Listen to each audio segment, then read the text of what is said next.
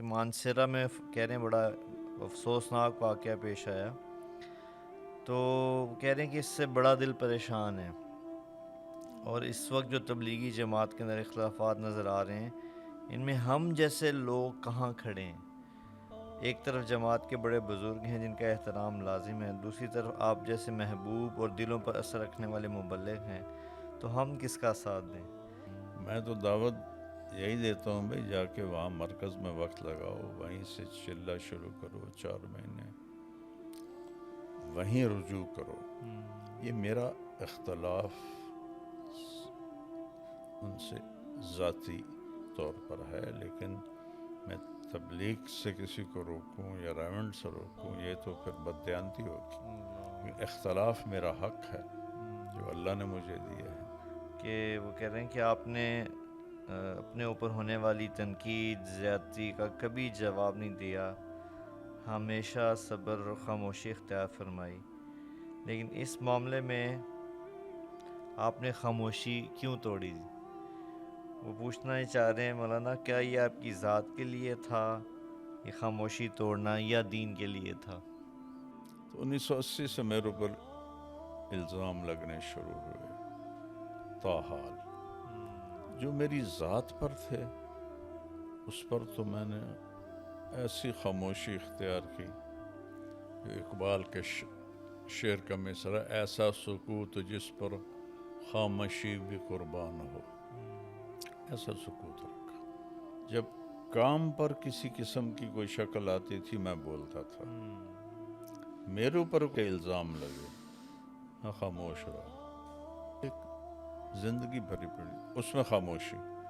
تبلیغ کے کام میں کوئی غلط ہوا ہے تو میں اٹھ کے بولا، سب خاموش، کسی ایک کو بولنے کی ضرورت نہیں ہوتی تھی۔ اور میں نے 2 مسائل پر ایک رات 5 گھنٹے حاج صاحب سے بحث کی، 5 گھنٹے۔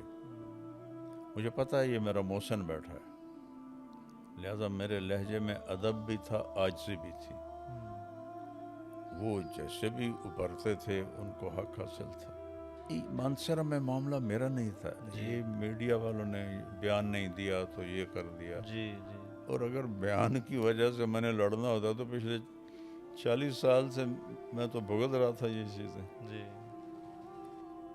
دکھ سے میں نے کہا، اس کے نتیجے میں جو ہوا اس پر میں بولا کہ جس راستے سے میں نے جانا تھا وہاں 27 گاڑیاں کھڑی کر دی، 3 راستے اور تھے اجتماع گاہ کو، ان میں کھڈے کھود دیے۔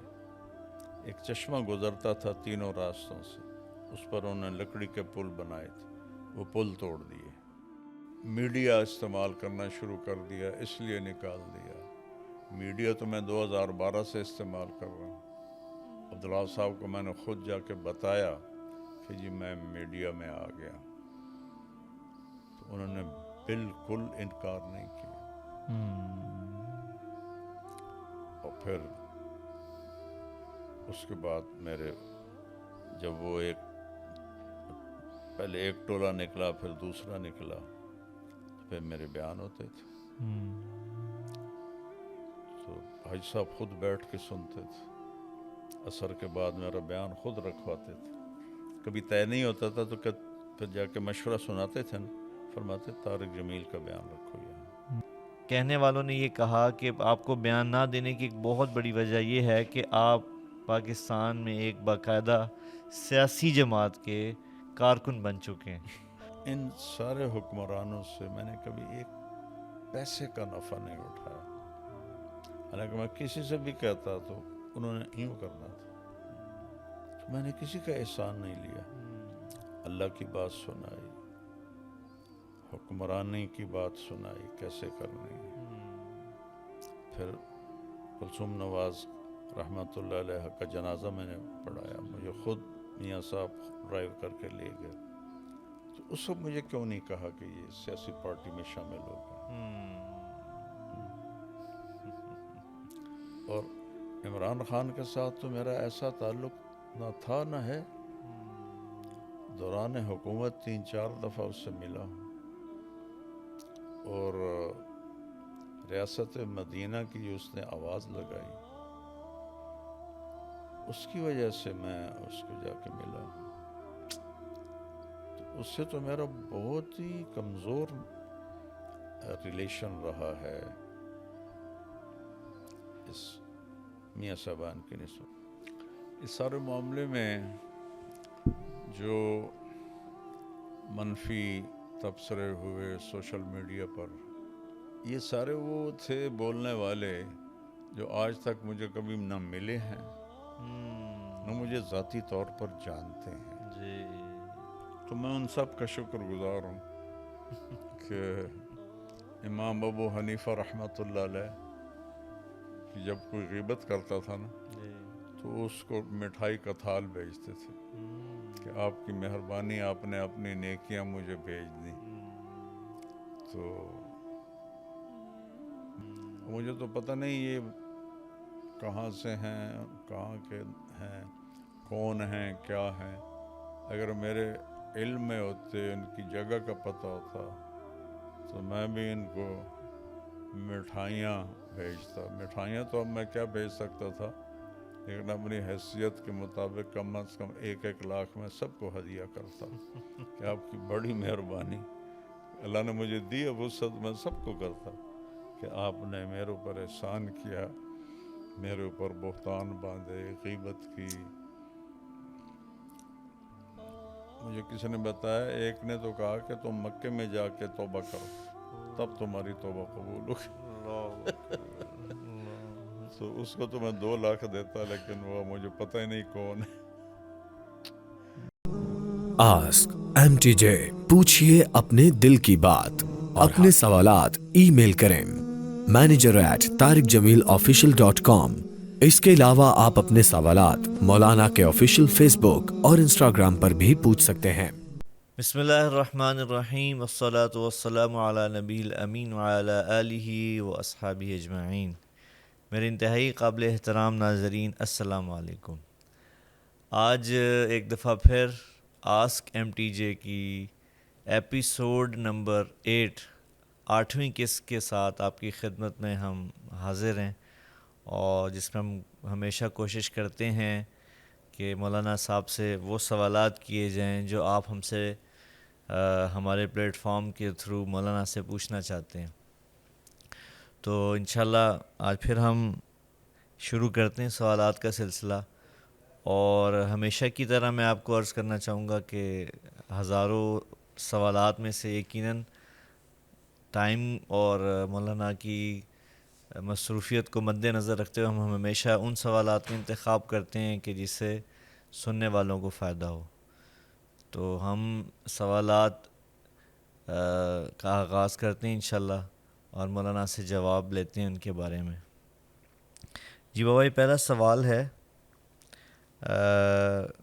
یہ ایک تو سلام پیش کر رہے ہیں، اور دوسرا کہہ رہے ہیں کہ جی جو سیریز آپ نے شروع کی ہے اس کے بارے میں تعریف کر رہے ہیں کہ یہ بہت اچھا اقدام ہے، اور آخر میں ان کا سوال یہ ہے کہ مولانا صاحب، اللہ کی طرف سے ہدایت ملتی ہے ہم، لیکن ہم اس پہ ہمیشہ قائم نہیں رہ پاتے، زندگی بالکل ٹھیک ہو جاتی ہے اور کچھ دن بعد پھر وہی لاپرواہی، وہی لغویات دوبارہ سے شروع ہو جاتی ہیں، تو اس بارے میں رہنمائی فرمائیں۔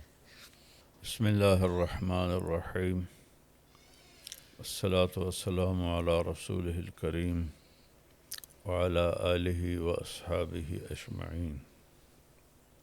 ہدایت اور ایمان، ان کو تھوڑا الگ کرنا پڑے گا۔ ایمان تو دل میں آتا ہے تو وہ کمزور سے کمزور مسلمان بھی وہ اس پہ باقی رہتا ہے۔ بہت کم لوگ ہوتے ہیں بدنصیب جو ایمان کا راستہ چھوڑ دیں، جیسے آج کل ایک ہوا چلی ہوئی ہے ہمارے یونیورسٹیز میں تو ایتھیسٹ ہوں، میں تو ایتھیسٹ، ایک فیشن بن گیا، نہ ان کو پتہ ہے کہ وہ کیا کر رہے ہیں، نہ ان کے پاس علم ہے کہ کس بنیادوں پہ کہہ رہے ہیں، لیکن ایک ہوا چلی ہے تو اس پر کچھ ہماری نسل گمراہ ہوئی ہے۔ لیکن اللہ کا شکر ہے ساری امت مسلمہ کمزور سے کمزور بھی ایمان پہ باقی ہوتا ہے۔ ہدایت وہ نور ہے جس سے آدمی عمل پہ قائم ہوتا ہے۔ اب ہدایت کبھی کم ہوتی ہے، کبھی زیادہ ہوتی ہے، کبھی درمیان میں ہوتی ہے، تو اس لیے اللہ تعالیٰ نے کسی دعا کا مانگنا فرض قرار نہیں دیا۔ صرف ایک دعا ہے جس کو اللہ نے کہا مانگو، یہ تم پر فرض ہے، اہدنا الصراط المستقیم، یا اللہ ہمیں سیدھا راستہ دکھا، ہمیں ہدایت دے۔ جی تو پھر اس کا تکرار فرض کیا، 17 رکعتیں تو فرض ہیں، ہر رکعت میں مانگو اہدنا الصراط المستقیم۔ اس کے بعد سنت نوافل ان کی تو کوئی انتہا کوئی نہیں، جتنے مرضی کوئی نفل پڑھ لے۔ اور سنت مؤکدہ بھی مخصوص ہیں، ہر نفل، ہر سنت غیر مؤکدہ، ہر سنت مؤکدہ میں اللہ تعالیٰ نے کہا مانگو اہدنا الصراط المستقیم۔ اور دیکھیں آپ کسی دعا کو بھی اللہ تعالیٰ نے اس طرح فرض قرار نہیں دیا کہ یہ اوپر نیچے ہوتی رہتی ہے۔ تو اس لیے ہر وقت جو ہدایت کا راستہ لے کر آئے، ہمارے نبی صلی اللہ علیہ صلی وسلم، اللہ علیہ وسلم، ان کو بھی کہا آپ بھی مانگیں، آپ بھی مانگ رہے ہیں۔ جی تو لہٰذا ہدایت کا جو ہے درجہ وہ اوپر نیچے ہوتا رہتا ہے۔ بالکل صحیح۔ تو اس کے لیے پھر یہ بار بار اللہ سے مانگنا ہے۔ ہم چونکہ روٹین میں پڑ جاتے ہیں، وہاں پہنچ کے ہماری کیفیت دعا کی نہیں بنتی، تو اس لیے وہ ہماری دعا اتنی پر اثر نہیں ہوتی۔ اگر وہاں ایاک نستعین پر تھوڑی دیر رک جائیں، پھر خیال کریں کہ میں محتاج ہدایت ہوں، پھر یہ مانگیں، تو انشاءاللہ استقامت اللہ نصیب فرمائیں گے۔ باقی کبھی سستی کبھی چستی یہ انسانی فطرت کا حصہ ہے، یہ اس سے لڑ کے ہی چلنا پڑتا ہے۔ بے شک بے شک، جزاک اللہ جی۔ کنزا شکیل ہیں اور یہ بھی انتہائی محبت کا اظہار کر رہی ہیں، کہیں کہ بیانات سنتی ہیں اور دعا کا کہہ رہی ہیں کہ اللہ مجھ سے دین کا کام لے لے، اور اپنے روضہ رسول کی زیارت نصیب فرما دے۔ یہ کہتی ہیں کہ میں اللہ کی محبت میں تڑپ میں جان دینا چاہتی ہوں، اس بارے میں آپ سے رہنمائی چاہتی ہوں۔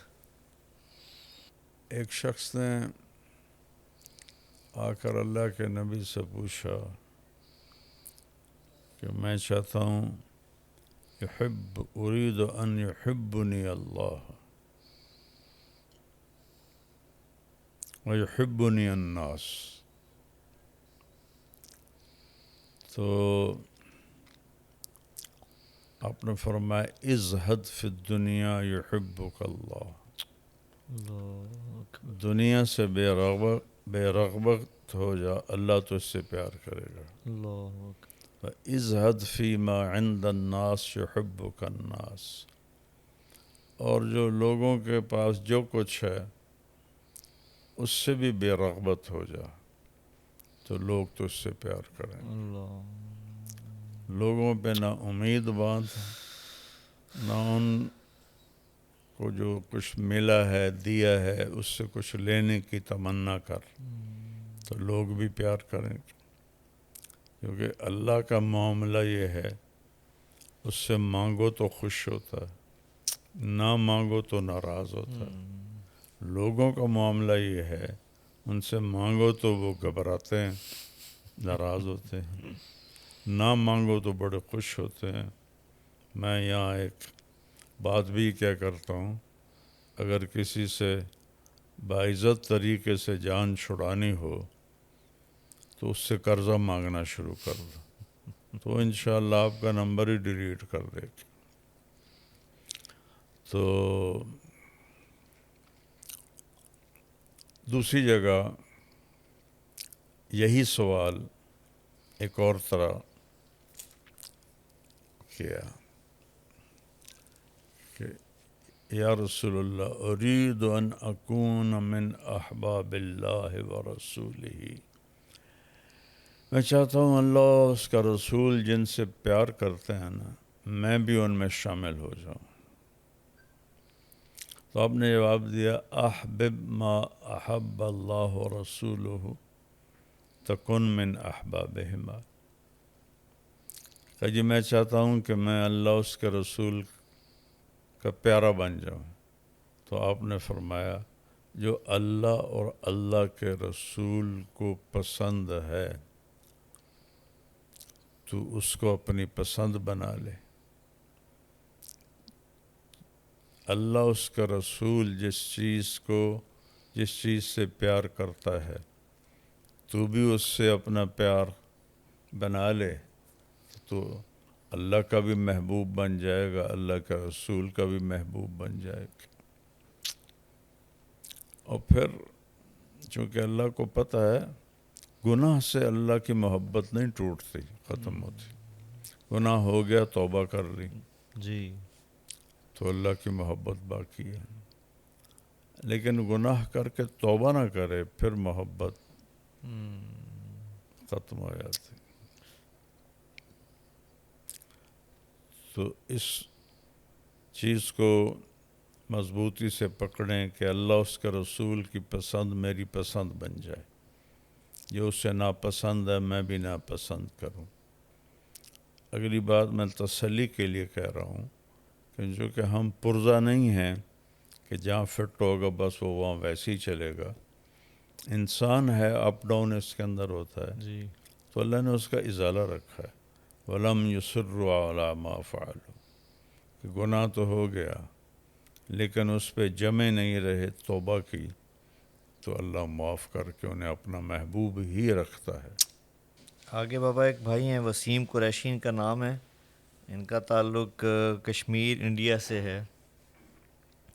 ان کا بڑا دلچسپ سوال ہے کہ میرا کہہ رہے ہیں 7 سال کا بیٹا ہے جی، اور وہ بہت شرارتی ہے.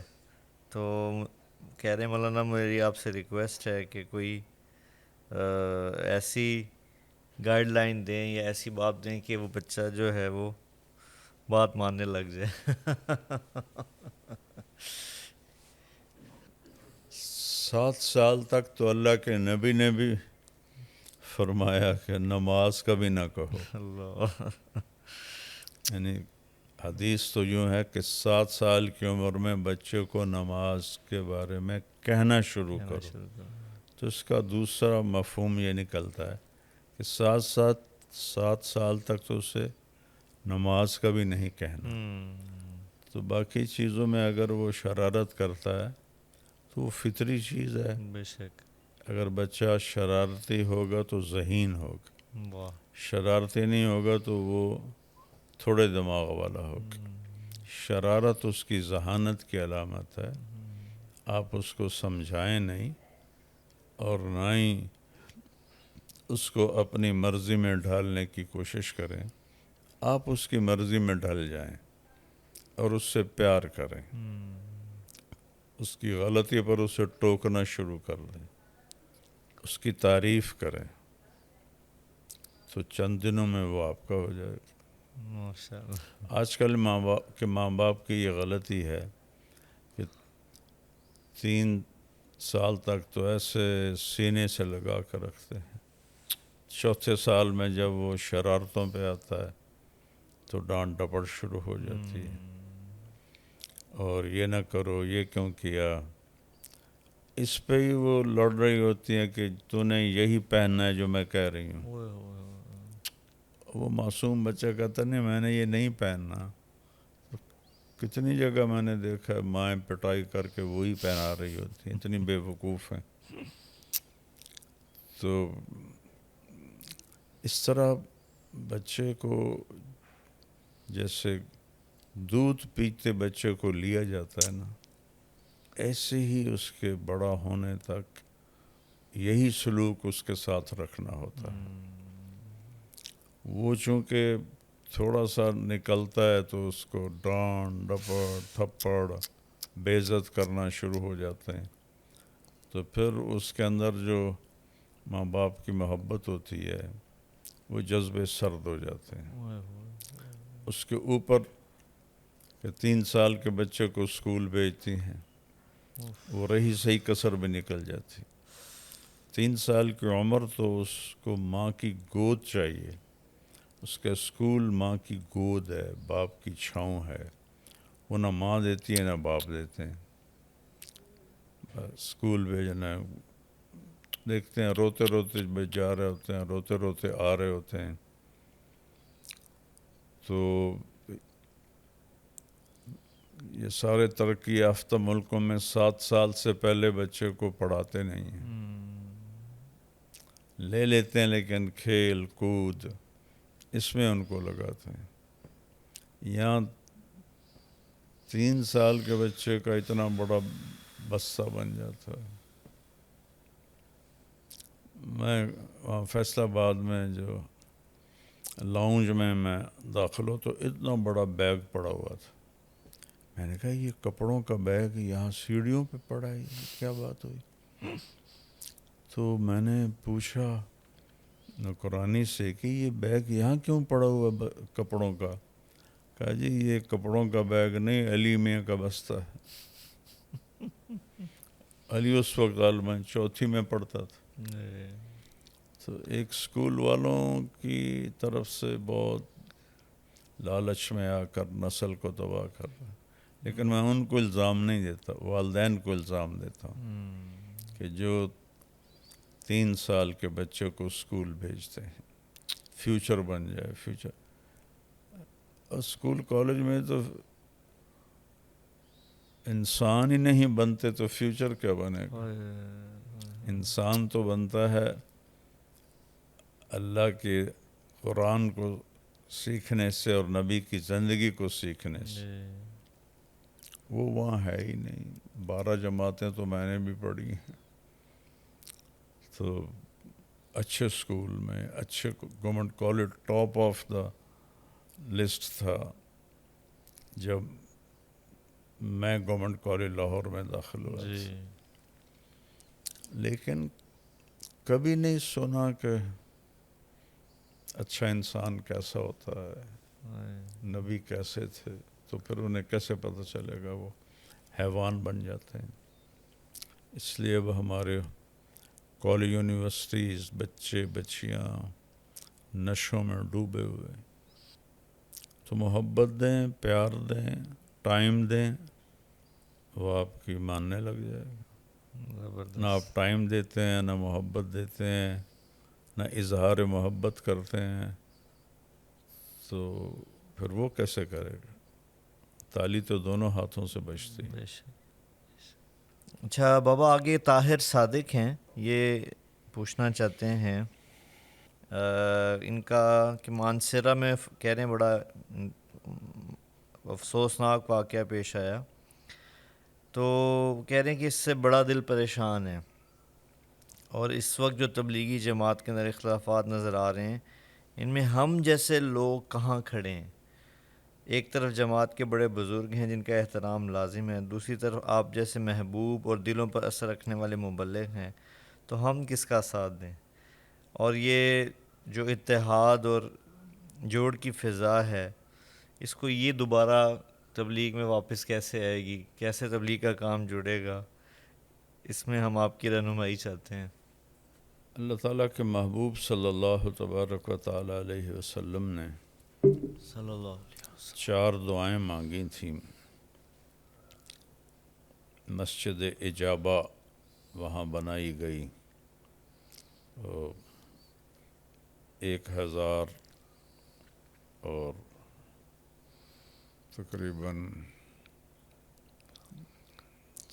1040 سال تک تو وہ مسجد قائم تھی۔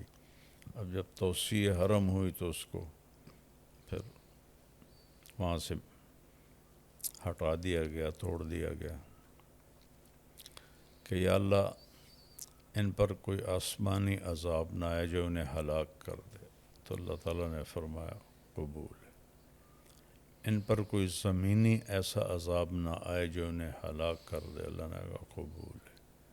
ان پر کوئی ایسا دشمن مسلط نہ ہو جو انہیں ہلاک کر دے، آپ نے کہا قبول ہے۔ چوتھی دعا مانگی ان میں اختلاف نہ ہو، تو اللہ نے فرمایا اختلاف تو رہے گا، یہ امتحان ہے میرے محبوب، مجھے امتحان بھی تو لینا ہے، یہ امتحان ہے، رہے گا۔ ایک دفعہ ایک اونٹ آیا اور آپ کے پاؤں میں گر کے وہ فجرجرا، جرجرا عربی میں اور بلبلاہٹ اردو میں، بلبلانے لگا اور آنکھوں میں آنسو۔ صحابہ بھی بیٹھے ہوئے تھے، تو وہ آپ نے فرمایا کہ تمہیں پتہ ہی ہے کیا کہہ رہا ہے؟ صحابہ نے کہا جی ہمیں تو نہیں پتہ۔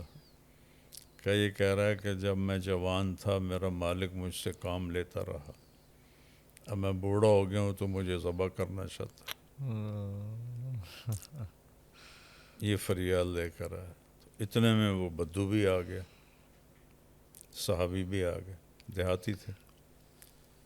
تو آپ نے فرمایا یہ اونٹ تیرا ہے؟ کہا جی ہاں۔ کہا میری ایک گزارش ہے۔ کہ جی فرمائیں، کہ یہ مجھے ہدیہ کر دو۔ کہا جی آپ کے تو سب کچھ قربان ہے۔ تو ہم نے کہا جا تو آزاد ہے۔ تو وہ کھڑا ہوا، فجرجرا، پہلی دفعہ بل آیا، آپ نے کہا آمین۔ پھر وہ دوسری دفعہ جرجرا، آپ نے فرمایا آمین۔ پھر تیسری دفعہ جرجرا، بل آیا، تو آپ رونے لگے، وہ اونٹ کو لے کے چلا گیا۔ صحابہ نے پوچھا یا رسول اللہ یہ کیا؟ فرمایا پہلی دفعہ بل آیا تو اس نے کہا اللہ آپ کے خوف دور کرے جیسے آپ نے میرے خوف دور کیے۔ تو میں نے کہا آمین۔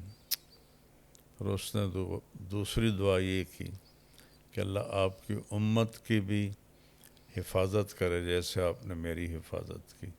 میں نے کہا آمین۔ تیسری دفعہ اس نے کہا اللہ آپ کی امت میں اختلاف نہ ہونے دے، جوڑ رکھے۔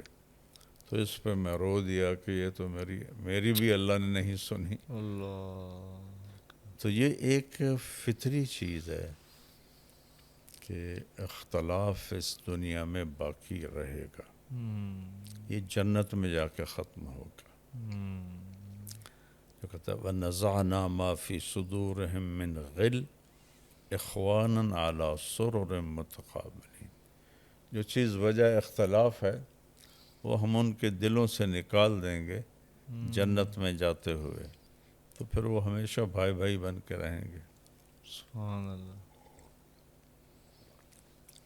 اس لیے محبوب ترین انسان صحابہ، ان میں اختلاف ہوا، جی، اور وہ آج تک مختلف شکلوں میں اختلاف یہ چل رہا ہے۔ اللہ کے نبی سے براہ راست سن کر بھی صحابہ 2 ٹکڑوں میں ہو گئے. آپ نے کہا کہ جو اللہ اور آخرت میں ایمان رکھتا ہے وہ عصر کی نماز بنو قریظہ جا کے پڑھے. یہ جنگ اس کے خندق کے بعد کا واقعہ ہے. جبریل آیا یا رسول اللہ آپ نے ہتھیار اتار دیے؟ ہم نے تو نہیں اتارے. اللہ کا حکم ہے بنو قریظہ پہ چڑھائی کریں. انہوں نے بدعہدی کی تھی. تو اب نے کہا میرے صحابہ بڑے تھک گئے ہیں. کہ آپ گھبرائیں نہیں، میں ان کے دلوں میں روب ڈال دوں گا، بنو قریظہ کے دلوں. تو پھر آپ نے کہا اس وقت عصر کا وقت تنگ ہو رہا تھا. جو اللہ اور آخرت پر ایمان رکھتا ہے وہ نماز بنو قریظہ میں پڑھے. کوئی بیچ میں راوی نہیں. جی یہ رسول ہیں، یہ صحابہ ہیں. راستے میں وہ چل پڑے. راستے میں عصر کا وقت قضا ہونے لگا. تو ایک ساتھ تب کہنے کا بھائی نماز جا رہی ہے، نماز تو پڑھو. دوسرے نے کہا کہ اللہ کے نبی نے کہا تھا بنو قریظہ میں پڑھنی ہے. وہ پہلوں نے کہا اس کا مطلب تھا جلدی پہنچو، یہ تھوڑے تھا کہ نماز قضا کر دو. کہا نا بھائی جو ہم نے سنا ہم تو وہی کریں گے. انہوں نے کہا بھی ہم نماز تو نہیں چھوڑیں گے. وہ وہیں رہ. انہوں نے عصر کی نماز پڑھی. دوسرا چلتا رہا، ان کی قضا ہو گئی. انہوں نے پھر وہاں جا کے پہلے عصر کی قضا پڑھی، پھر مغرب پڑھی. اگلے دن اللہ کے نبی آئے تو دونوں نے اپنا کیس پیش کیا تو آپ خاموش رہے. نبی کی خاموشی جو ہوتی ہے یہ پازیٹیو ہونے کی علامت ہوتی ہے، مثبت ہونے کی، کہ تم نے بھی ٹھیک کیا ہے، تم نے بھی ٹھیک کیا ہے. حالانکہ دونوں میں سے ایک کو ٹھیک ہونا چاہیے. جی جی جی بالکل. تو اس سے پتہ چلتا ہے کہ حق کا اللہ اختلاف میں بھی دونوں طرف ہو سکتا ہے. یہ تو میرے نبی کی زندگی میں. باقی تو چلو حضرت علی رضی اللہ تعالیٰ عنہ کے زمانے سے پہلے حضرت عثمان کی شہادت، پھر حضرت علی کے جمل، صفین، نہروان، تو اس کو تو چلنا ہے. اور پہلے میڈیا نہیں تھا تو اختلاف سامنے نہیں آتا تھا. جی میں تو 1971 میں رائمنڈ گیا ہوں، میں تو اختلاف ہی دیکھیں. اللہ. لیکن اس وقت تو میڈیا کی نہ ہونے کی وجہ سے وہ بالکل. ان پر پردہ پڑا رہتا تھا.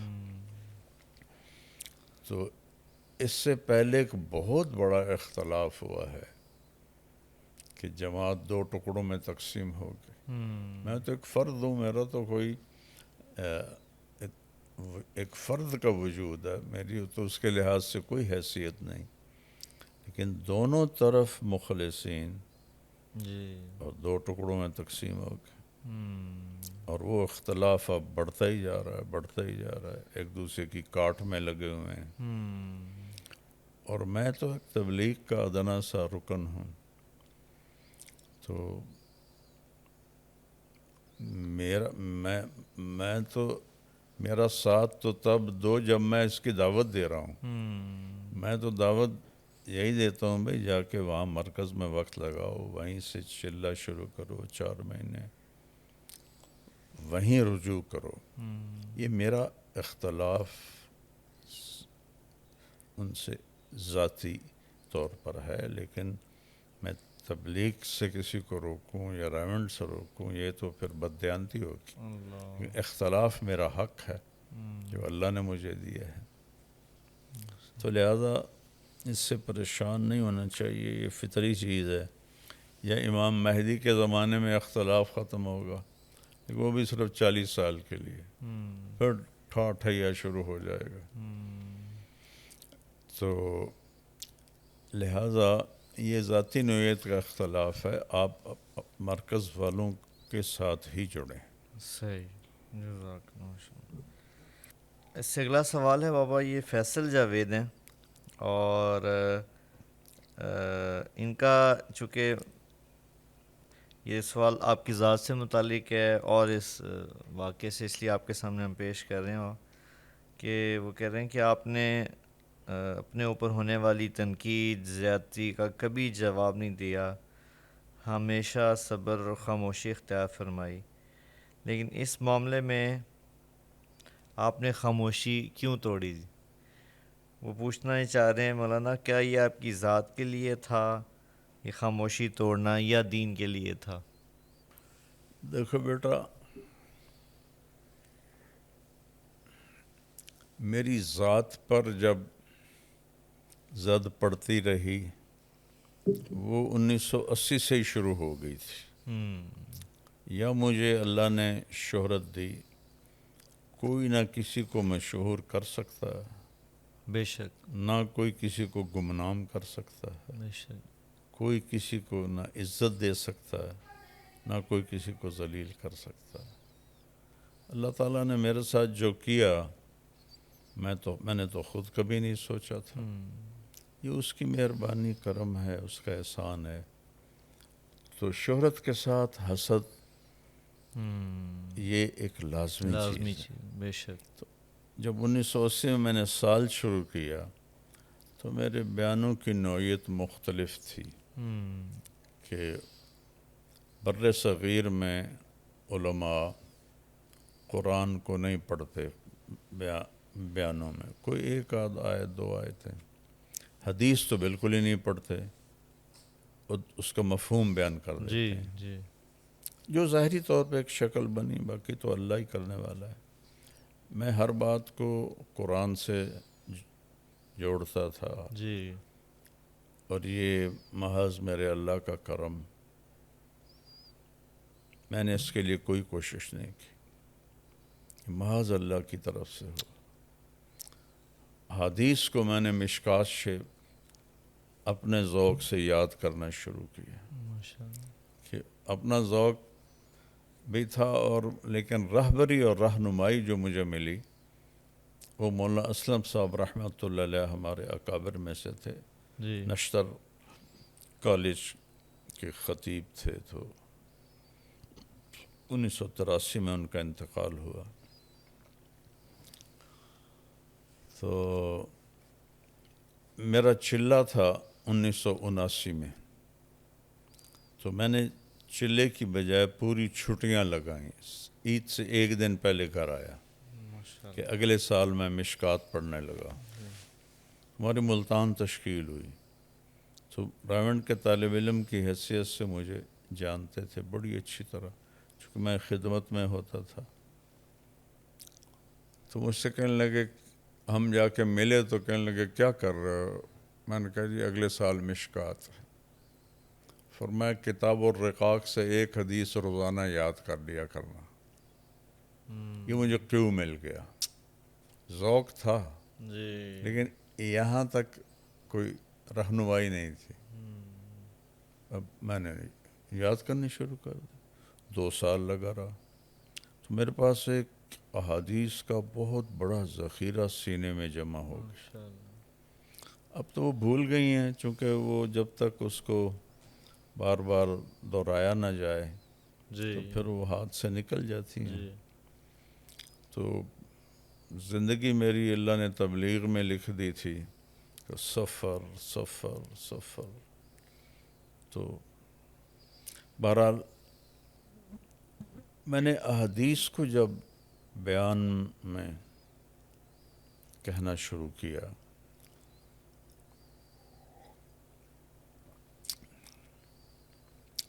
تو اس کا علماء پر، عوام پر اللہ نے بہت بڑا اثر ڈالا. چھوٹا سا واقعہ یاد ہے، سیوال پڑھتے تھے دورے میں، تو میں جمعرات کہ ایک دن کی جماعت کبیر والے لے کر آیا. تو مفتی عبدالقادر صاحب رحمۃ اللہ علیہ اس وقت وہاں نماز پڑھاتے تھے اور دارالافتاء میں بیٹھتے تھے. تو انہوں نے مغرب کے بعد کھڑے ہو کے خود اعلان کیا، اور پہلا جو لفظ بولا وہ مجھے یاد ہے، باقی نہیں. اب دیکھو بات کو 40-45 سال ہو گئے کہ دیکھو بھائی، الجنس الی الجنس جمیل، بھینسیں بھینسوں کی بہنیں ہوتی ہیں، یہ اس کا اردو محاورہ ہے۔ آپ بھی طالب علم ہیں اور یہ بھی طلبہ ہیں، آپ کے پاس آئے ہیں، سب بیٹھ کے ان کی بات سنیں۔ میرا تو کوئی تعارف نہیں تھا، جی تو مولانا منظور الحق صاحب رحمۃ اللہ علیہ تھے، مولانا عبد الخالق صاحب رحمہ اللہ جنہوں نے مدرسہ بنایا، ان کے بھتیجے تھے، وہ بہت راسخ عالم تھے، اور خاص طور پر منطق کے تو وہ بادشاہ تھے۔ وہ بھی بیٹھ گئے، مجھے نہیں پتا وہ بیٹھے ہوئے ہیں۔ ایک ہمارا جماعت کا ساتھی طالب علم ان کے ساتھ بیٹھا تھا، تو جب بیان ختم ہوا تو کہنے لگا، اٹھیو بھائیا، میرے اتنے بھی اثر ہو گیا کہ دائی نہ لکھا دے وہاں۔ ان کی ہماری زبان تھی ان کی، اٹھیو بھائیا، میرے اتنے بھی اثر ہو گیا کہ دائی میں نہ لکھا دوں۔ تو یہ ایک وہابی چیز تھی۔ تو 1980 سے میرے اوپر الزام لگنے شروع ہوئے، تاحال جو میری ذات پر تھے اس پر تو میں نے ایسی خاموشی اختیار کی۔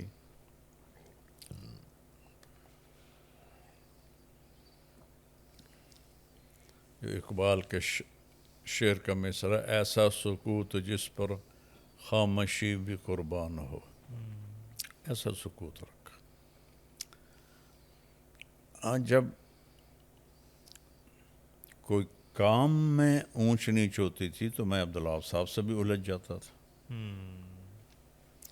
کسی کو یہ جرأت نہیں ہوئی ان 55 سالوں میں کہ بہت بڑے مسائل تھے، سب خاموش، جی جی جی جی۔ ایک میری ذات جس پر میں نے مولانا جمشید صاحب سے ٹھڈے بھی کھائے، مکے بھی کھائے۔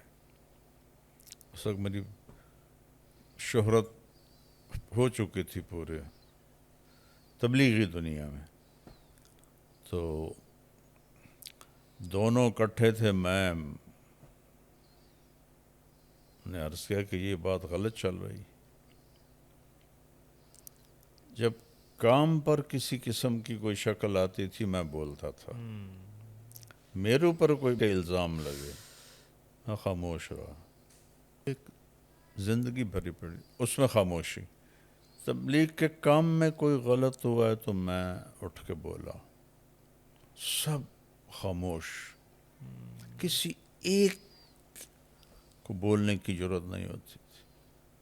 اور میں نے 2 مسائل پر ایک رات 5 گھنٹے حاج صاحب سے بحث کی، 5 گھنٹے۔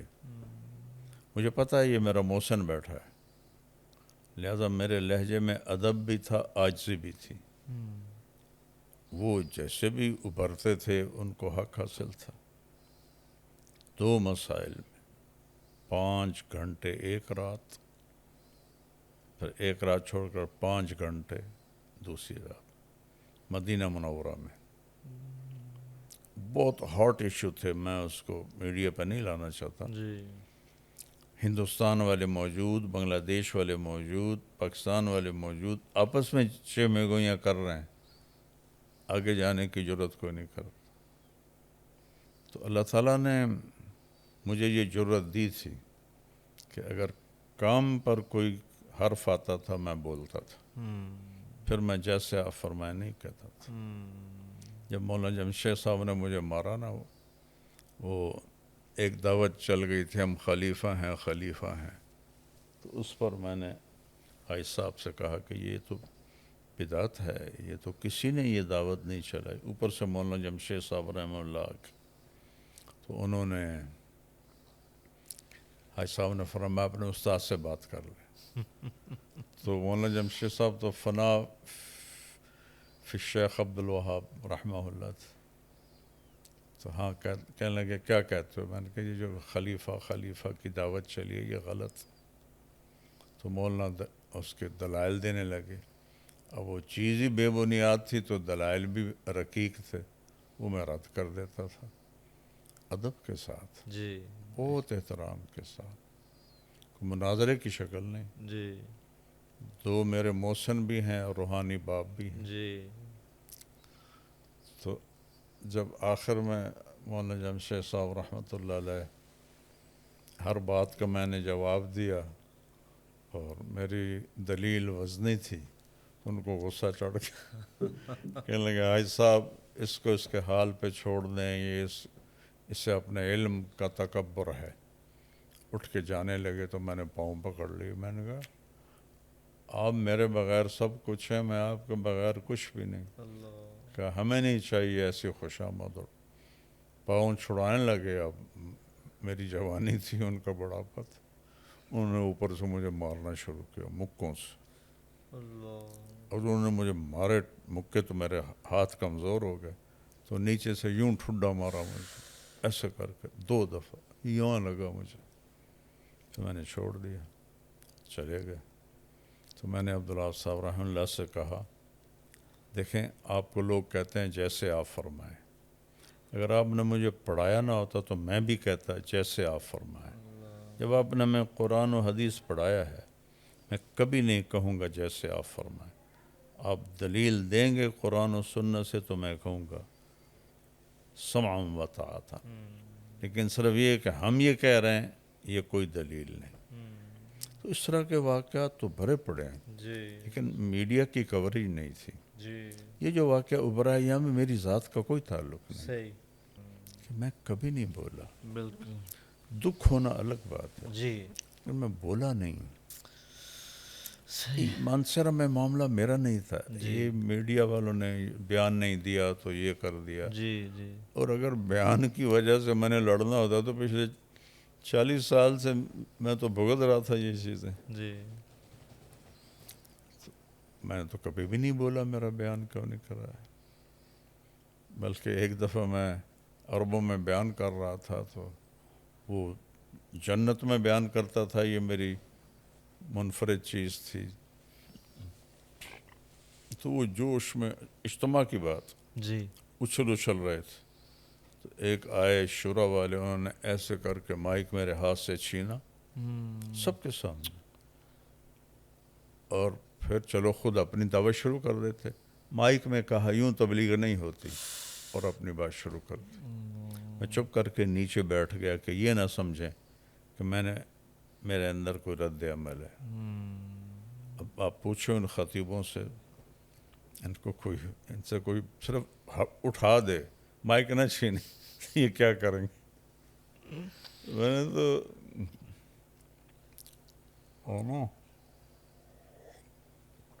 جو تار سے نکلی ہے وہ دھن سب نے سنی ہے، جو ساز پہ گزری ہے وہ کس دل کو پتا ہے۔ تو یہاں بھی معاملہ آیا کہ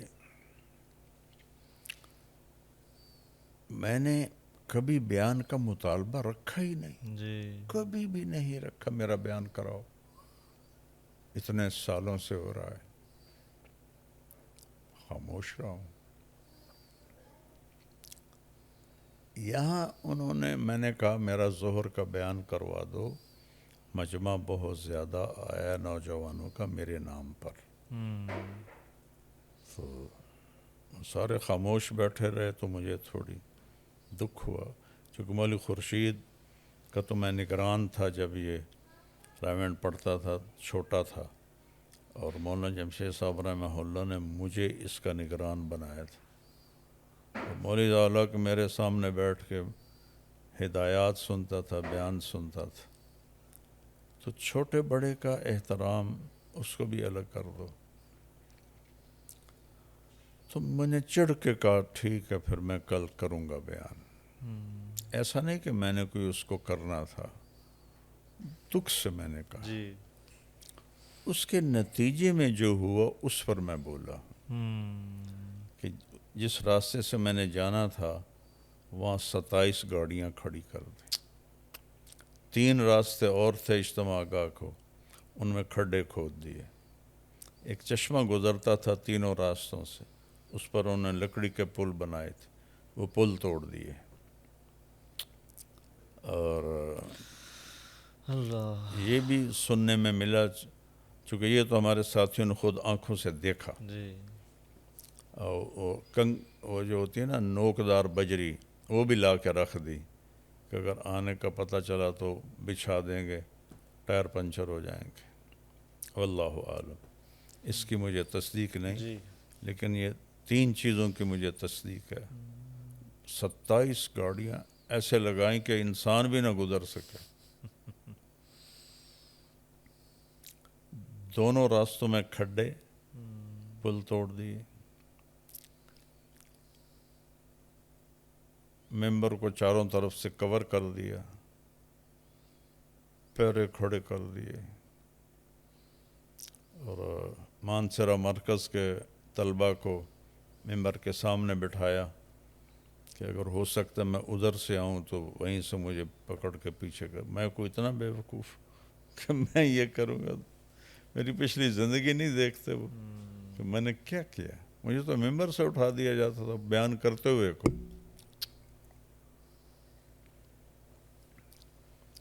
تو یہ صبر میرا اپنی ذات کے لیے آج بھی ہے. اور بولنا جب تبلیغ پہ حرف ہے، یہ میرا شروع سے ہے. فرق یہ ہے کہ اس وقت میڈیا کوریج نہیں تھی، بالکل. اب میڈیا کوریج تھی. اس پر پھر میں نے ان سب کو، یہ سارے تو مجھ سے چھوٹے ہیں، جی. جب میرے اکابر تھے میں تو چھوٹوں کے آگے بھی جھکتا ہوں، لیکن جب وہ تجاوز کر گئے یہ تو مطلب غنڈہ گردی کی شکل بن گئی نا. جی. اس کی وجہ سے میں بولوں. اپنے لیے میرا صبر آج بھی ہے، لیکن جس کام کے لیے میرے 55 سال، میری جوانی، میرا لڑکپن، اور جو اس راستے میں نے دیکھا، برداشت کیا، تو اس پر حرف آئے گا تو مجھے دکھ ہوا. جی. اپنے دکھ تو میں چپ کر کے نہ کر لبوں کو سی، عشق ہے دل لگی نہیں، سینے پہ تیر کھائے جا، آگے قدم بڑھائے جا، یعنی زبان حال سے کہہ دے کہ ہاں ستائے جا. یہ میری ترتیب رہی ہے. جی. لیکن جب بھی تبلیغ پہ حرف آیا تو میں بولا ہوں، بھرے مجمع میں بھی بولا ہوں، اکیلے جا کے بھی بولا ہوں. تو یہاں بھی مسئلہ تبلیغ کا تھا کہ کہاں دشمن کو بھی قریب کرنا، کہاں جس نے زندگی پوری لگا دی اس کو روکنے کے لیے یہ غنڈہ گردی کرنا. تو چونکہ یہ مولوی خورشید، مولوی ذالک موجود تھے، شورا والے موجود تھے، ان کی موجودگی میں یہ ہوا. تو پھر میں نے ان کو پہلی دفعہ یہ میسج کیے. تو باقی تبلیغ سے تو میرا رشتہ وہی ہے جو جسم اور روح کا ہے. تو لہذا میں صبر نہیں اللہ کے فضل سے میرا ٹوٹا، ان کا جو تھا نا تجاوز، وہ حد سے بڑھ گیا تھا. اس پر میں بول رہا ہوں کہ یہاں تک تو تبلیغ نہ پہنچاؤ کہ تم کھڈے کھود رہے ہو. اس سارے معاملے میں جو منفی تبصرے ہوئے سوشل میڈیا پر، تو میں سنتا تو ہوں نہیں، چونکہ میں سنوں تو میرے سر میں درد ہو جاتا ہے. 5 منٹ سے زیادہ کوئی کلپ میں دیکھ لوں مجھے درد ہو جاتا ہے. جی. اس لیے وہ تو میں نے کسی کے بھی نہیں سنے، لیکن جو اس کے عنوان تھے وہ ضرور نظروں سے گزرے. جی. یہ سارے وہ تھے بولنے والے جو آج تک مجھے کبھی نہ ملے ہیں، نہ مجھے ذاتی طور پر جانتے ہیں، جی. نہ میری شخصیت کو جانتے ہیں. جی. جی. تو انہوں نے اتنا جھوٹ بولا، اتنا جھوٹ بولا. وہ ایک کہاوت ہے، اتنا جھوٹ بولو کہ سچ نظر آنے لگے. اللہ. اور پھر اپنے اس میں غصے کا اظہار، اور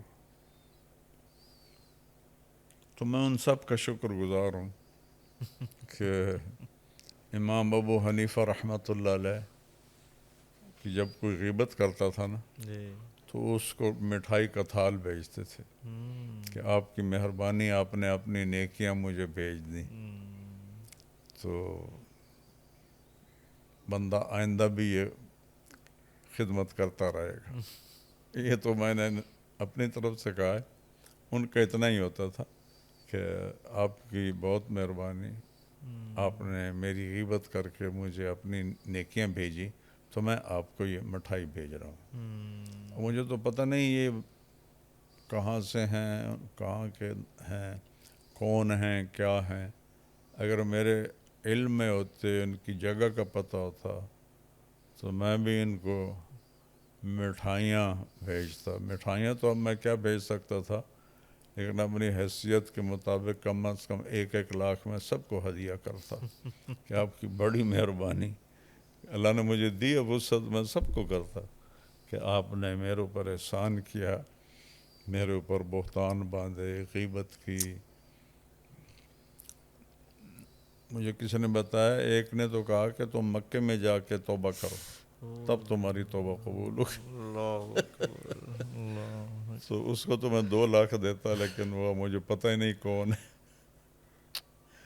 تو میں ان سب کا شکر گزار ہوں کہ جنہوں نے جانے بغیر، دیکھے بغیر، ایک حدیث میں آتا ہے ایک صحابی نے اللہ کے نبی کے سامنے کسی صحابی کے بارے میں کچھ کہا تو آپ نے فرمایا، تم نے اس کے ساتھ معاملہ کیا ہے؟ کہا جی نہیں۔ سفر کیا ہے؟ کہا جی نہیں۔ کہ پھر تم غلط کہہ رہے۔ تو انہوں نے تو مجھے دیکھا تھا کہ میرے بارے میں کیا کیا فتوے، کیا کیا، تو میں سب کا شکر گزار۔ مجھے ان پر غصہ کوئی نہیں، کیونکہ میں تو پچھلی پوری زندگی میرا یہ حال ہے، جو میرے منہ پر میری بےعزتی کر دے مجھے اس پہ غصہ نہیں آتا، میں اللہ کا شکر ہے پی جاتا ہوں۔ تو ان سب کا میں شکر گزار ہوں، انہوں نے مجھے اپنی نیکیاں بھیجی، اور اگر بھیجتے رہیں گے تو بڑا اچھا ہوگا، مجھے نفع ملتا رہے گا، ان کا نقصان ہوتا رہے گا۔ ہاں البتہ قیامت کے دن میں پوچھوں گا کہ لاؤ دلیل جو تم نے کہا ہے، ان کو اللہ کے سامنے میں کھڑا کروں گا۔ اچھا بابا، ایک سوال تھا کہ جیسے بھی آپ نے ذکر کیا کہ سوشل میڈیا پر بہت زیادہ منفیت ہوئی، بہت زیادہ آپ کے بارے میں ایسی باتیں کی گئیں جن کا یقیناً ہمیں بھی پتہ ہے کہ حقیقت سے کوئی تعلق نہیں تھا، ہم سب سوشل میڈیا دیکھنے والوں میں سے۔ ایک سوال جو بابا میں کرنا چاہوں گا کہ ان ساری باتوں میں، اس واقعے کے تناظر میں جتنی بھی ویڈیوز بنی اور جتنے بھی لوگوں نے تبصرہ کیا، اس میں ایک بہت زیادہ بات جو ہے اس کو بھی بہت زیادہ ابھارا گیا، وہ یہ تھا کہ آپ کے ساتھ یا جو سلوک روا ہوتا ہے یا آپ کو بیان نہیں دیا جاتا، جو کہ آپ نے پہلے واضح کر دیا ہے کہ بیان دینا یا نہ دینا آپ کا مسئلہ نہیں ہے، لیکن کہنے والوں نے یہ کہا کہ آپ کو بیان نہ دینے کی ایک بہت بڑی وجہ یہ ہے کہ آپ پاکستان میں ایک باقاعدہ سیاسی جماعت کے کارکن بن چکے ہیں، باقاعدہ رکن بن چکے ہیں، جس کی وجہ سے آپ کے ساتھ ہوا۔ اور اس میں تھوڑا سا ایک اور عرض کرنا چاہوں گا بابا کہ بہت سے ہمارے تبلیغی ساتھی جو ہیں، جو وہ بھی اس بات کو کلیم کرتے ہیں کہ مولانا ایک سیاسی جماعت کا باقاعدہ رکن بن چکے ہیں، ممبر بن چکے ہیں، اس وجہ سے ان کے ساتھ یہ سلوک ہوتا ہے۔ تو میں ناظرین کے لیے آپ سے پوچھنا چاہتا ہوں کہ اس میں کیا حقیقت ہے؟ آج کی سیاسی جماعتیں جتنی بھی ہیں، کسی کا بھی میں حصہ بنوں تو یہ میری زندگی کی سب سے بڑی حماقت ہوگی، سب سے بڑی جہالت ہوگی، سب سے بڑی بے وقوفی ہوگی کہ یہ سیاست تو ہو ہی نہیں رہی، یہ تو نفرت، انتقام، کوئی کسی طرح دکان سجا کے بیٹھا ہے، کوئی کسی طرح دکان سجا کے بیٹھا ہے، کوئی کسی طرح دکان سجا کے بیٹھا ہے۔ تو اللہ کا شکر ہے میرے مالک نے مجھے اپنے استادوں کی جوتیاں سیدھی کرنے کی توفیق دی. تو میں تو اس میں شمولیت تو درکنار اس کے سوچنے کو بھی بے وقوفی سمجھتا ہوں اللہ. اور ظلم سمجھتا ہوں کہ سیاسی جماعتوں کی بنیاد انتقامی بن چکی ہے، چاہے وہ دینی ہے چاہے وہ پیور سیاسی ہیں. تو یہ تو بات سرے سے ہی غلط ہے. میں نے 1992 سے بادشاہوں سے ملنا شروع کیا ہے. پہلا ہمارا گشت 1992 میں وسیم سجاد صاحب وہ صدر تھے عارضی الیکشن کرانے کے لیے، وہاں سے لے کر اور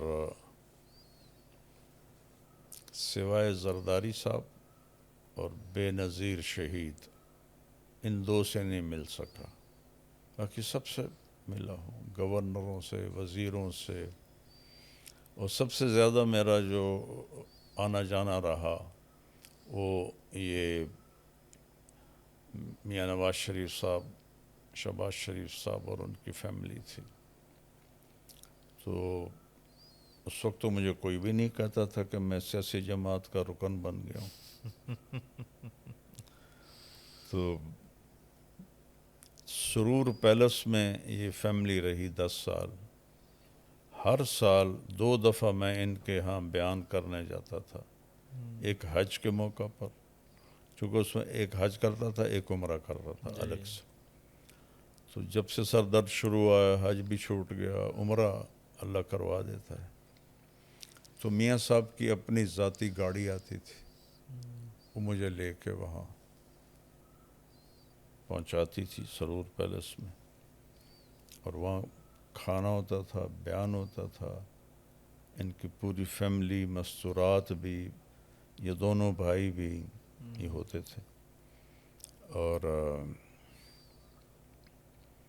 اس وقت میرے اوپر یہ لیبل نہیں لگا کہ میں نون لیگ میں شامل ہو گیا ہوں.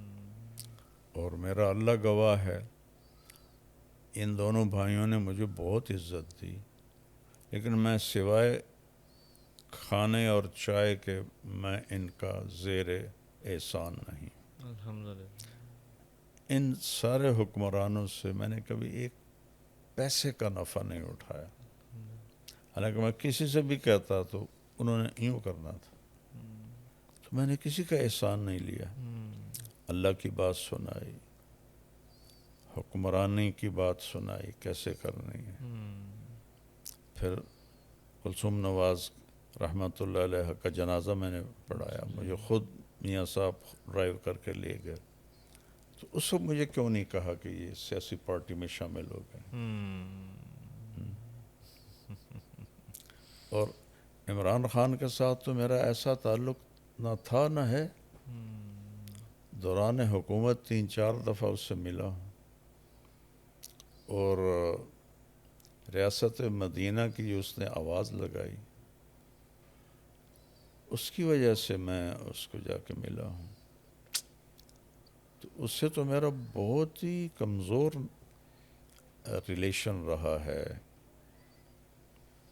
اس میاں صاحبان کی نسبت. ہاں، اپنے چودھری پرویز الہی صاحب، انہوں نے مجھے سب سے زیادہ عزت دی. جو میں نے کہا، جو کچھ کبھی، وہ انہوں نے مانا بھی صحیح. اور مجھے اس کا رکن بنا رہے ہیں کہ میں اس کا وہ بن گیا ہوں. یہ تو ان لوگوں کی اپنی بیوقوف، میری لائف نہیں دیکھتے. میں نے کسی جلسے میں شرکت کی ہو، کوئی اس کے لیے ووٹ مانگا ہو. میرے تو والد ایم پی اے کے لیے کھڑے ہوئے تھے تو میں نے ان کے لیے نہ ووٹ مانگا تھا نہ ووٹ ڈالا تھا. اب باپ سے بڑھ کر تو کوئی نہیں نا. بے شک. تو میں نے اپنے باپ کی سیاست میں حصہ نہیں لیا، تو عمران خان کی سیاست میں کیسے حصہ لوں گا. ہاں، میری ہم جو حکمران بنے گا میں اس سے ملوں. پرویز مشاورت سے سب بھاگتے تھے علماء، میں جا کے اس کو ملا تھا. اس نے بہت عزت دی تھی مجھے. تو جس کو گالیاں پڑتی تھیں میں تو اس کو بھی میں تو بڑا طوائفوں کو جا کے ملتا ہوں. تو زرداری صاحب نے مجھے ٹائم دیا تھا 2012 میں، ہم مری میں تھے جی. اس وقت میرا ختم قرآن چل رہا تھا. تو وہ میں نے معذرت کر دی کہ میرا قرآن رہ جائے گا، چونکہ انہیں رات 10 بجے کا ٹائم دیا تھا. تو اس وجہ سے ملاقات نہیں ہو سکی. تو یہ بالکل سراسر الزام ہے، صحیح. پروپیگنڈا ہے. یہ بھی تھے وہ اس کے پوسٹیں سیاست میں ہونے کی وجہ سے نکال دی. جی. مجھے پہلی بات یہ تبلیغ سے کوئی کسی کو نکالتا نہیں. ریونڈ میں داخلہ بند کر دیا. کوئی کسی تبلیغ کہ یہ پہلا اصول ہے کہ کوئی کتنا ہی بے اصول ہو جائے، تبلیغ میں داخلے کا تصور تو ہے، خارجے کا کوئی تصور نہیں.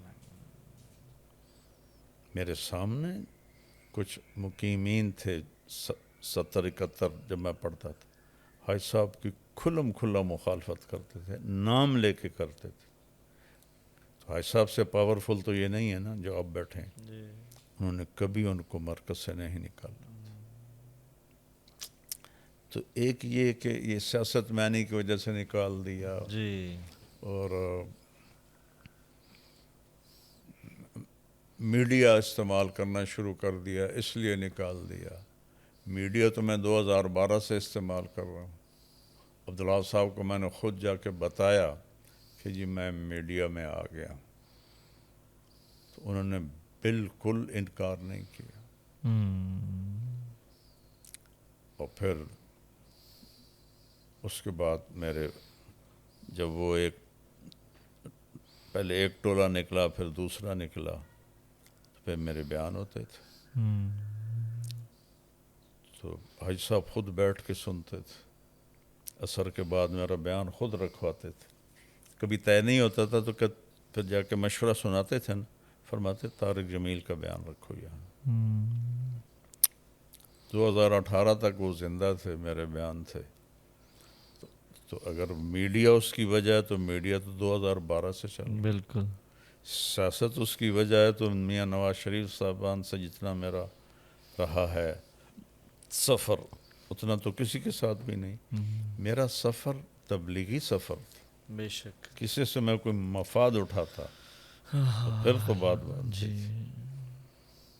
تو یہ بہت ہی بیچارہ ریونڈ سے نکال دیا. وہ کم از کم ریونڈ والوں کو تو اتنا نیچے نہ گرا ہو کہ جو ان کے تصور میں بھی نہیں کہ ہم نے کسی کو نکالنا ہے. ان پہ یہ تو الزام ان پہ جا رہا ہے، بالکل میرے اوپر تو نہیں ہے جی. کہ ریونڈ سے نکال دیا. تو یہ بالکل بہت ہی واہیات فضول باتیں ہیں جو میڈیا میں چلیں. اور یہ میڈیا میں آیا اس لیے نکال دیا، سیاست میں آیا اس لیے نکال دیا، ریونڈ سے نکال دیا، سب بکواس ہے. میں عبداللہ صاحب کو بتا کے آیا تھا کہ اس طرح میرے ساتھ ہو رہا ہے، اور میں میڈیا کو دین کی ضرورت سمجھتا ہوں. یہ میرا اختلاف رائے. وہ حرام سمجھتے ہیں، میں کہتا ہوں یہ وقت کی ضرورت ہے. بے شک. میڈیا کو استعمال کرنا. بے شک. کس طرح اللہ نے ہر گھر میں بات پہنچائی، بے شک. میری میڈیا کے ذریعے جی سے بالکل پہنچائی. بالکل. تو چیز غلط نہیں ہوتی، چیز کا استعمال غلط ہوتا ہے. جی بے شک. جی معزز ناظرین، اسی کے ساتھ ہماری آسک ایم ٹی جے کی ایپیسوڈ نمبر 8 قسط نمبر 8 کا اختتام ہوا جاتا ہے. انشاءاللہ اللہ کی ذات سے امید ہے کہ بہت جلد ہم آپ سے نیکسٹ ایپیسوڈ میں ملیں گے. اس وقت تک کے لیے آپ سے اجازت چاہتے ہیں. اللہ نگہبان. آسک ایم ٹی جے، پوچھئے اپنے دل کی بات. اپنے سوالات ای میل کریں manager@tariqjamilofficial.com. اس کے علاوہ آپ اپنے سوالات مولانا کے آفیشیل فیس بک اور انسٹاگرام پر بھی پوچھ سکتے ہیں.